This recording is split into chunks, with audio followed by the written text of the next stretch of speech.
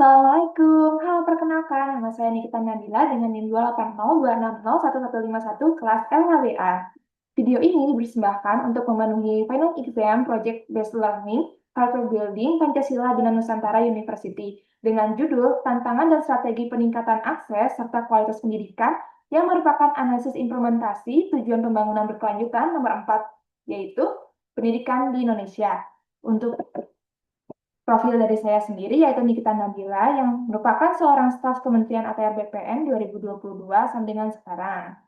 Latar belakang yang menjadi tantangan pendidikan yang ada di Indonesia yaitu di perkotaan, sekolah umumnya memiliki fasilitas yang cukup serta akses yang mudah diraih. Namun berbeda dengan daerah yang terpencil, banyak anak-anak yang masih kesulitan belajar karena minim sarana dan prasarana serta akses sekolah yang harus ditempuh cukup jauh. Dari akses yang jauh inilah, baik murid maupun tenaga pendidik itu sendiri kesulitan mendapatkan fasilitas yang layak. Tenaga pendidik atau guru terpaksa mau tidak mau mengajar murid-murid di sekolah di luar kompetensi yang dimilikinya. Namun tujuan mereka tetap mulia, yaitu mencerdaskan kehidupan bangsa sesuai dengan tujuan cita-cita luhur bangsa Indonesia.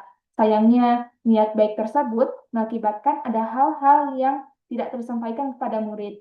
Akibat kompetensi guru yang tidak sesuai. Hal ini menurunkan kualitas mutu pendidikan yang ada di Indonesia.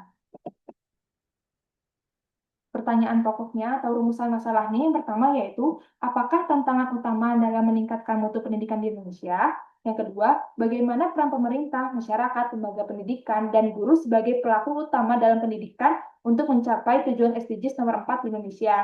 Yang ketiga, strategi apa yang telah dilakukan oleh pemerintah di Indonesia untuk meningkatkan mutu pendidikan baik di masa kini maupun di masa yang akan datang? Yang keempat, bagaimana teknologi dapat mendukung pemerataan akses dan meningkatkan mutu pendidikan di Indonesia? Yang terakhir, faktor apa saja yang mempengaruhi kualitas pendidikan yang ada di Indonesia?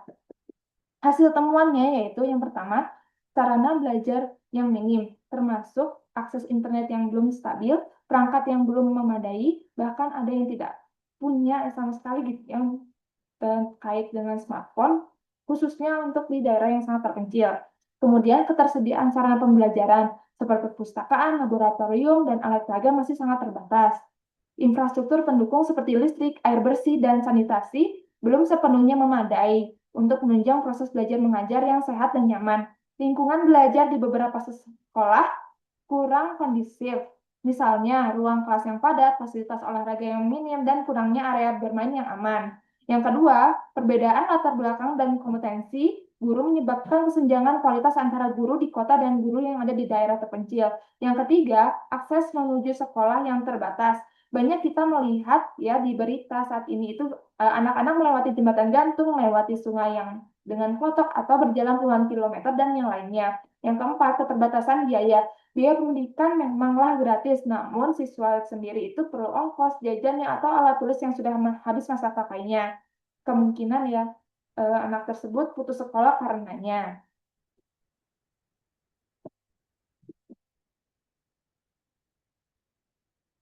Solusi terbaiknya itu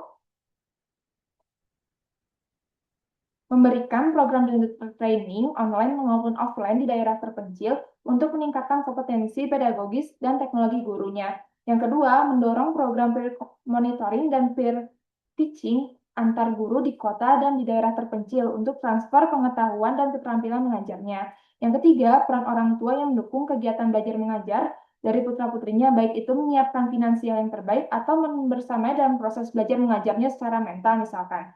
Yang keempat, mengajukan dukungan peningkatan sarana dan prasarana pendidikan, termasuk perpustakaan yang mini atau laboratorium sederhana, serta fasilitas sanitasi dan yang terakhir olahraga. Yang kelima, mengoptimalkan pemanfaatan teknologi sederhana seperti radio pendidikan, proyektor portable, atau learning kit bagi sekolah yang belum memiliki akses internet. Saya menyadari bahwa di daerah perkotaan, anak-anak ini relatif mudah mendapatkan sekolah dengan fasilitas yang memadai. Sedangkan di daerah terpencil, sekolah itu masih kekurangan guru, sarana, bahkan jaringan internet. Ketimpangan ini membuat kualitas belajar mengajar menjadi tidak sama bagi setiap siswanya. Menurut saya, meningkatkan akses kualitas pendidikan ini bukanlah hanya tugas pemerintah, tetapi juga menjadi tanggung jawab kita bersama. Perubahan besar dimulai dari langkah kecil untuk membantu, menginspirasi, dan membuka kesempatan bagi orang lain untuk belajar. Refleksi ini membuat saya semakin yakin bahwa pendidikan yang baik bukan hanya soal fasilitas, tetapi juga hati dan kemauan bersama untuk menjaga kualitas dalam membuka pintu masa depan bagi setiap anak. Seperti itu. Terima kasih. Wassalamualaikum warahmatullahi wabarakatuh.